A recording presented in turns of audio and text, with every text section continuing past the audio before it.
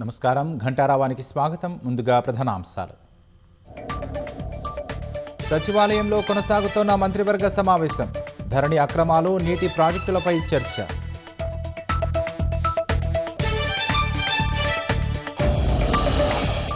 ప్రభుత్వ ఉద్యోగులకు నూతన ఆరోగ్య పథకం ప్రారంభించిన భట్టి. 886 ఆసుపత్రుల్లో నగదు రహిత చికిత్స తీసుకునేందుకు వీలుగా ఏర్పాటు. రేపు సరూర్ నగర్లో జరిగే బీఆర్ఎస్ సభకు గ్రీన్ సిగ్నల్. షరతులతో కూడిన అనుమతి మంజూరు చేసిన హైకోర్టు.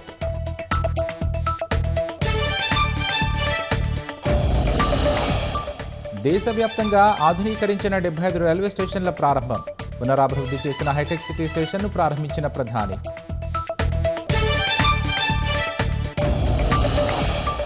గల్ఫ్లో అమెరికా సైనిక కేంద్రాలపై ఇరాన్ దాడులు. జోర్డాన్లో యుఎస్ యుద్ధ విమానాలు, ఫైటర్ జెట్లు ధ్వంసం.